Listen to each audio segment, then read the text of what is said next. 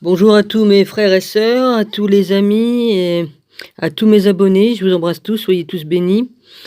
Mon rabbi, je te salue, sois béni, ainsi que Nathalie, les toutous, les chats, Rosaline, Philippe, Honor R1, Marie-Laure et les autres, hein, excusez-moi. Emmanuel Titi, bon bah j'ai pas de nouvelles, bonne nouvelle, peut-être que ça se dit, hein. Bonne nouvelle. J'espère que ça va bien pour toi. Ma petite Stéphanie, je t'embrasse fort. Merci pour ta vidéo, ça m'a bien plu. Jolie cloche. Je sais pas si j'aurai une réponse. T'as peut-être effacé ta vidéo maintenant, donc je peux pas aller voir si tu m'as répondu ou quoi qu'est-ce. Stéphanie Artichaut, ouais, je veux dire ça. Ou Stéphie, ou enfin pas. Je t'embrasse. Voilà.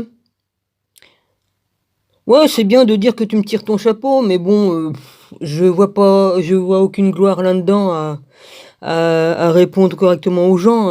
C'est l'esprit qui me guide, hein. Hein, c'est l'esprit. C'est mon père et puis Jésus, hein. Ce sont de bons enseignants, je crois, hein. Ils enseignent bien, la vérité, tout ça. Donc j'ai pas de mal, hein. Étant donné qu'ils sont en moi, donc c'est pas moi qu'il faut remercier, hein. C'est pas moi qu'il faut saluer. C'est eux, hein. Voilà. Bon, bah je t'embrasse. Euh, c'est Alpha du 77,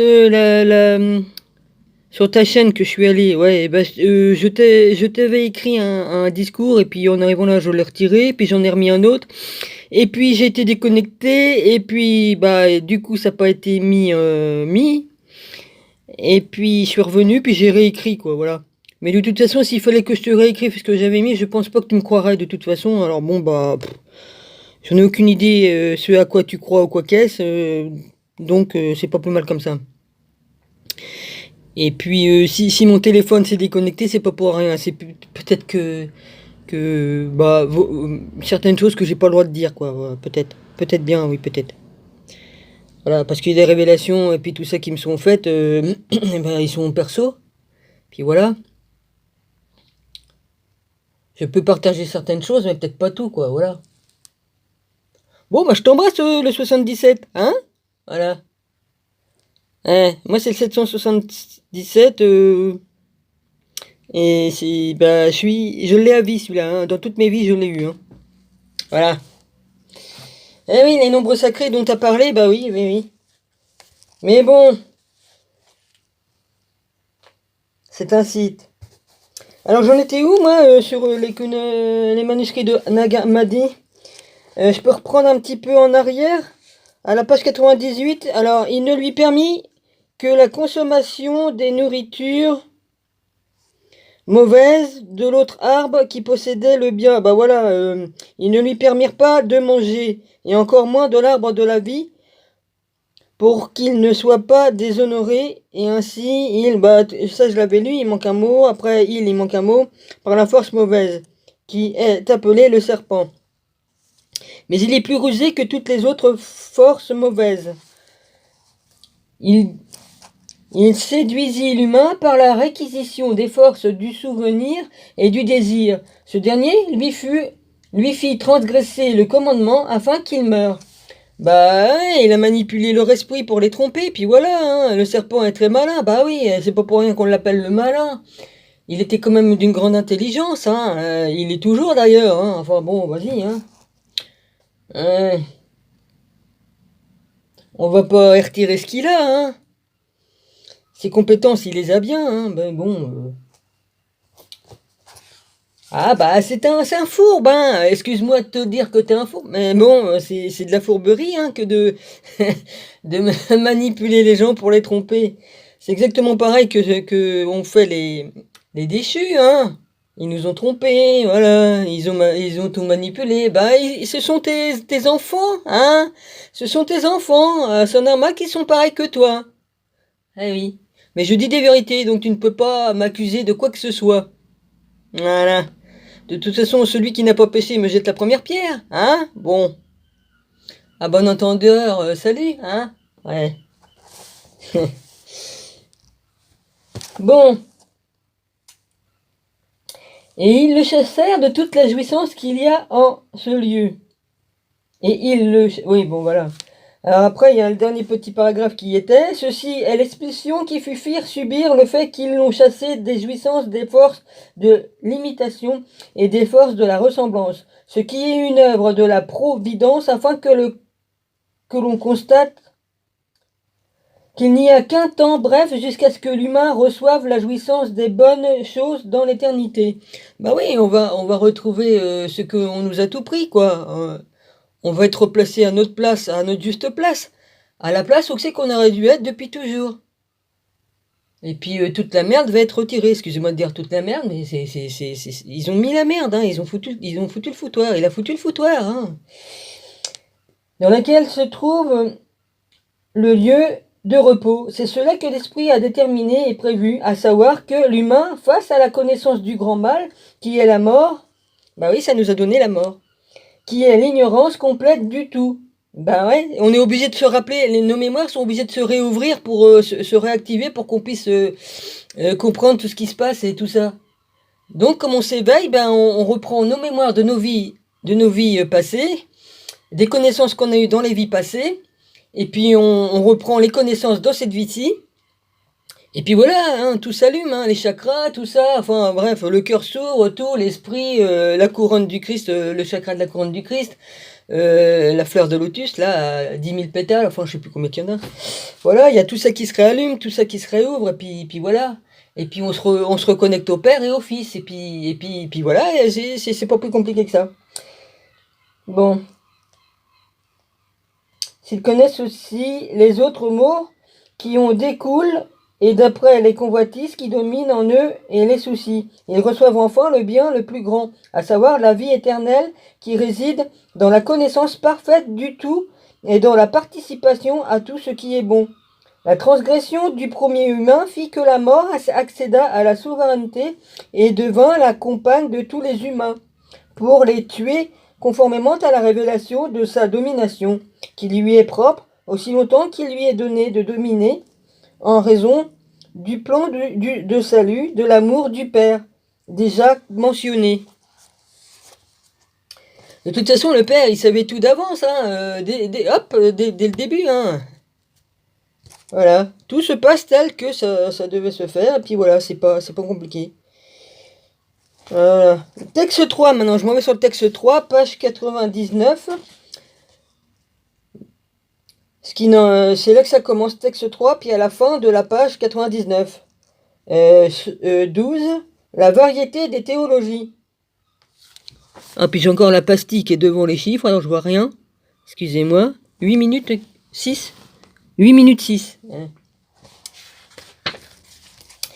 La variété des théologies. Il se trouve que chacun des deux ordres, donc les droites et les gauches, quand ils sont rassemblés par la pensée qui se trouve entre eux, qui leur impose une administration commune, font tous deux par zèle les mêmes œuvres, cependant que les droites se calquent sur les gauches. Et les gauches aussi sur les droites. Il s'ouvre, et souvent, quand le mauvais ordre commence d'une manière incompréhensible à faire quelque chose de mal, alors l'ordre, entre guillemets c'est marqué sage, s'émule dans une apparence injuste à faire de son côté aussi le mal, comme s'il n'était pas une force droite, mais souvent inversement. L'ordre sage commence à faire le bien, alors que l'ordre fou assimile à lui et sa hâte alors de faire la même chose. Il en va de même de ceux qui subsistent ainsi par ces choses. Ils sont venus à l'existence à égalité avec les choses qui ne se ressemblent pas réciproquement, alors qu'il était impossible pour ceux qui n'ont pas été instruits de connaître la cause des choses étantes. Pour cette raison, ils expliquent de différentes manières. Quelques-uns disent les étangs ont leur être par une providence. Ce sont ceux qui tournent leur attention sur la stabilité du mouvement et la fiabilité de la création. D'autres disent c'est quelque chose d'étranger. Ce sont Ceux qui tournent leur attention vers la diversité et l'absence de loi des forces et la méchanceté. D'autres disent ce qui est destiné au devenir et ce qui a de l'être. Ce sont ceux qui se sont occupés de cette affaire. D'autres disent c'est quelque chose de naturel. D'autres disent c'est quelque chose de fortuit. Mais le grand nombre de ceux qui ne sont parvenus qu'aux éléments visibles n'ont pas plus connu qu'eux. Ceux qui ont été sages chez les Grecs et les barbares ne parvinrent qu'aux forces qui ont surgi d'une fausse représentation et d'un pensée stupide, et à celles qui en sont issues. Je lis ce qui est écrit, d'accord? D'un pensée, c'est écrit comme ça, je le dis comme ça. Vous rectifiez si vous voulez. Par une collision de la manière du déchet, et maintenant qu'agissent en elle, et ils parlaient ainsi en imitant, et avec arrogance, et avec un pensée qui est pétri d'imagination sur ces choses qui tenaient pour de la sagesse. Alors que l'imagination les trompait, alors qu'ils pensaient avoir atteint la sagesse, ils sont arrivés à l'erreur. Uniquement parce que les noms sont trop petits, mais les forces elles-mêmes transmettent pour les gêner l'impression qu'elles sont le tout. Pour cette raison, il se fit que l'ordre fut rendu confus et se querella contre soi-même à cause du hellénisme arrogant d'un des produits du Seigneur qui, il manque un mot, était là avant lui. Et pour ce motif, justement, personne encore ne s'est levé qui aurait été d'accord avec ses collègues. Il n'y a rien de solide, ni philosophie, ni science médicale, ni science rhétorique, ni science artistique, ni science technique. Ce ne sont que des opinions et des tentatives d'explication. Il advint que le verbiage prit la haute main et qu'ils furent désorientés en raison de l'inexplicabilité de ceux qui règnent et leur inspirent les pensées. Maintenant, en ce qui concerne les choses qui ont été mises au jour par les Hébreux, ce sont celles qui ont été écrites par les forces de la matière qui conservent le modèle des Grecs. Ce sont les forces de ceux qui ont pensé les assigner toutes aux forces droites, qui les incitèrent toutes à penser avec les paroles et leurs copies. Et ils saisirent comme pour atteindre la vérité. Et se servirent alors des forces mêlées qui agissent en elles. Ensuite, ils érigèrent l'ordre des non mêlés avant qu'ils aient atteint la moindre d'entre elles qui est établie selon l'image du Père. Dans la mesure où il n'est pas invisible dans sa nature, peut-être est-ce la sagesse avec laquelle il est recouvert afin qu'il conserve le sceau du véritable invisible. C'est pourquoi d'anges n'ont pas réussi à voir, et même les humains de la génération hébraïque que nous avons déjà nommée, à savoir les justes et les prophètes, n'ont rien pensé et rien dit sur la base de simple imagination ou, ou à la suite de l'imitation ou à la suite d'un pensée obscurci. Mais chacun les fait à partir de la force qui est en lui. Et écoutant ce qu'ils ont vu et entendu, ils ont exprimé fidèlement ce par quoi il y a une harmonie liante entre eux, selon le modèle de ceux qui agissent en eux et conservent la relation et l'accord entre eux, en particulier dans la confession de celui qui est plus sublime qu'eux. Oui, il en est un qui est plus grand qu'eux, c'est celui qui a été établi parce qu'ils ont besoin de lui après que le logos spirituel l'a engendré en même temps que les autres comme un être qui a besoin de sublime dans l'espérance et l'attente propre au souvenir. C'est la graine de la libération et un logos illuminant, à savoir le souvenir. Et ses produits et ses productions sont les justes et les prophètes que nous avons déjà nommés. Ils préservent la confession et le témoignage de leur Père sur celui qui est grand. Ceux qui vivaient dans l'attente de l'espérer et de l'ouïe, parce que de l'ouïe, c'est l'oreille, entendre. Parce qu'en eux est plantée la graine de la prière et de la recherche. C'est elle qui est semée en beaucoup, ceux qui ont cherché l'affermissement. Il est manifeste et il les pousse à aimer le sublime et à annoncer ces choses comme parlant de l'unique.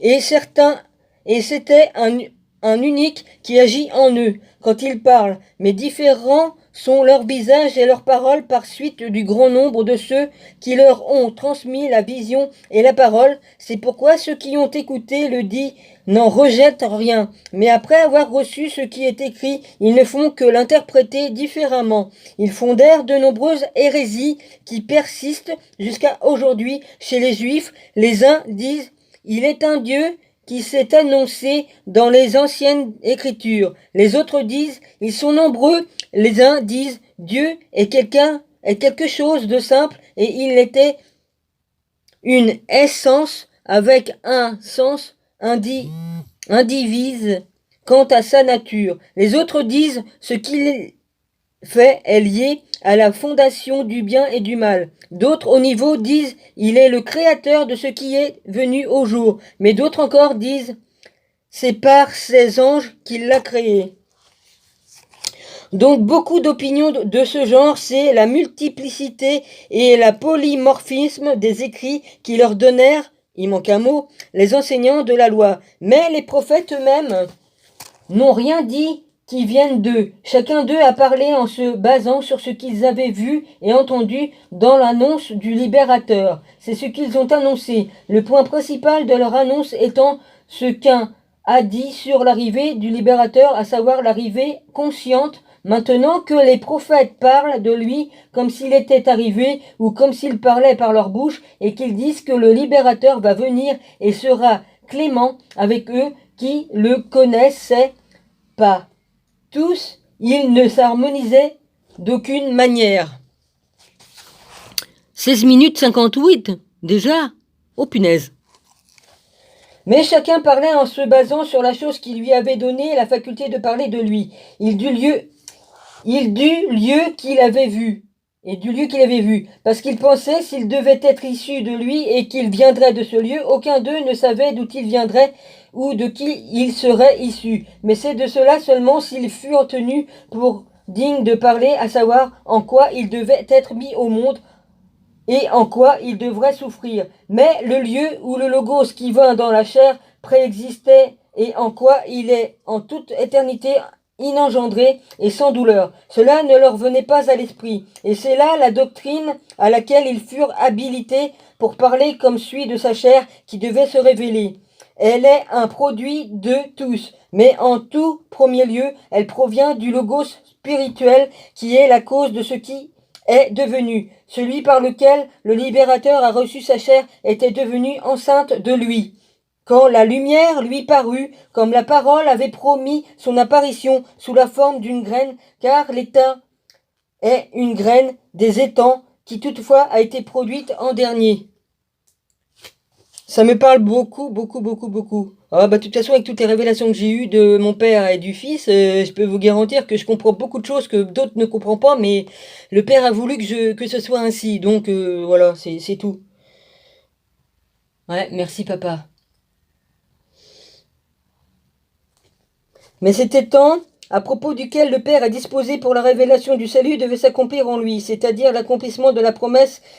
À lui furent donnés tous les organes lors de sa descente dans la vie, et ils l'aidèrent à descendre tandis que son Père est un seulement. Oui, c'est lui seul qui, en vérité, est son Père, lequel dans sa nature est invisible, inconnaissable et inaccessible, est Dieu par sa propre volonté, par sa grâce et par celui qui se donna lui-même, afin qu'il puisse le voir, le connaître et l'atteindre. Après c'est 13, la suite quoi, 13. On est à 19, bon encore un petit peu là. Le Sauveur incarné et ses compagnons. C'est celui que notre libérateur est devenu par compassion volontairement, à savoir précisément la même chose que ceux pour lesquels il s'est révélé sont devenus par une souffrance non voulue. Ils devinrent chair et âme. C'est ceux-là qui les emprisonnent éternellement au moyen de prisons mortelles. Mais ceux que d'une manière invisible sont devenus des humains invisibles, il les enseigne sur soi également de manière invisible. Non seulement il prit sur soi la mort de ceux qui devaient délivrer, mais il accepta aussi leur bassesse au niveau de laquelle il était descendu, eux qui étaient nés selon le corps et l'âme. C'est pour cette raison qu'il se fit concevoir et mettre au monde comme un enfant de chair et d'âme. Ça, c'est pas de l'amour du Père, ça, hein? Ouais. Il nous aime tellement, Père, qu'il a fait ça. Ouais, il a fait ça. Il nous a donné son Fils ici. Parmi tous les autres, parmi lesquels se trouvaient ceux qui étaient tombés et reçurent pourtant la lumière parmi eux, il se trouva qu'il était le plus sublime parce qu'il s'était fait concevoir dans l'absence de péché, de blessures et de dépravation. Il fut mis au monde dans la vie, et il est dans la vie, parce qu'il avait été établi par ceci et cela, en raison d'une passion et d'une conception instable du Logos qui était devenu inquiet qu'il devait venir au jour en tant que chair et âme. Mais c'est celui qui a pris sur lui, celui qui porte ceux que nous avons nommés auparavant. Il était né de la vision lumineuse et du souvenir immuable du Logos qui s'est lui-même converti après qu'il fut devenu inquiet en raison du plan du salut de cette manière,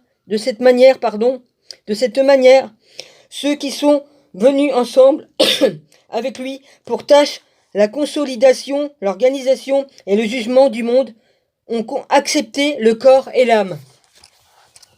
Quand il page 105. Quand on pensa aux libérateurs, eux aussi y vinrent, et ce de sorte qu'il est connu. Oui, il est apparu que même eux, dans cette production selon la chair, étaient beaucoup plus sublimes que ceux qui avaient été produits dans le dénuement, car eux aussi furent de la même manière produits corporellement avec le corps du libérateur par la révélation et par leur lien avec lui. Cet autre aussi sont des essences d'une seule et même substance, et c'est la substance, mais l'ordre du salut est différent, soit-elle, soit autrement. Quelques-uns furent issus de la passion et de la division et ont besoin d'une guérison. D'autres proviennent de la demande du pouvoir soigner les souffrances et sont établis pour assister celui qui est tombé. Ce sont les apôtres et les évangélistes. Oui, les disciples du libérateur sont enseignants pour ceux qui ont besoin de la doctrine. Pourquoi eux aussi ont-ils pris part aux souffrances auxquelles avaient pris par ceux qu'ils avaient été produits par passion, s'ils ont été produits ensemble avec la libération par l'ordre du salut, de sorte qu'ils ont un corps qui n'a pris aucune part aux souffrances. Moi, c'est par empathie que je vis les souffrances du Christ et que je vis les souffrances de mon rabbi et que je peux même choper les souffrances de tous les autres. Il y en a qui sont servis pour me tuer, ouais, mais ça n'a pas marché, toi. Non, vous n'avez pas réussi. Ça m'a rendu plus forte. 22. Le Sauveur lui-même était dans son corps une image d'un unique et qui est le tout. C'est pourquoi il conserva la forme de l'indivisibilité dont provient la non-souffrance. Eux, cependant, sont des copies de chacun de ceux qui se sont révélés. C'est pourquoi ils prennent sur eux la division due au modèle, après qu'il ait été formé pour être planté dans ce qui se trouve au-dessus, qui est aussi ce qui prend part au mal qui habite dans les lieux auxquels ils sont parvenus, car la volonté, là il manque un mot, les tenait tous sous le péché, afin que par cette volonté il ait pitié de tout et que tous soient sauvés, et en quoi il est l'unique déterminé à dispenser la vie alors que tous les autres ont besoin du salut. Ouais.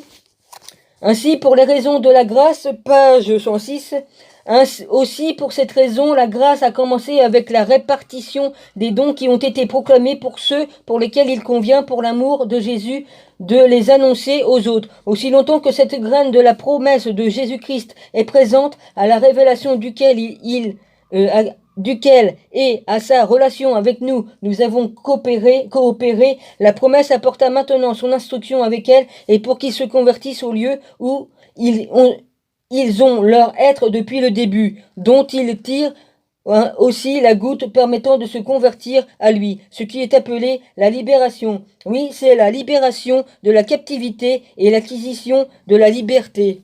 Mais la liberté est la connaissance de la vérité, laquelle existe déjà avant que n'apparaisse l'ignorance et domine éternellement sans début et sans fin. Elle est quelque chose de bon et elle est libération des œuvres, délivrance de la nature de l'esclavage, dans lequel ont souffert ceux qui ont été produits à partir d'une basse pensée de folie, c'est-à-dire quelque chose qui va au mal par suite de la pensée qui la tire en bas vers la soif de domination. Mais ils reçurent le trésor qui consiste en la liberté venue de la richesse de la grâce qui a visité les enfants. Cela signifie la mise à l'écart des passions et leur anéantissement, à savoir la passion que le Logos avait secouée de lui auparavant et avait séparée de lui, devenant pour elle la cause de leur existence, tandis que lui retarda leur anéantissement pour la fin de l'histoire du salut et les laissa subsister parce que même elles pouvaient être utiles à ce qui était déterminé.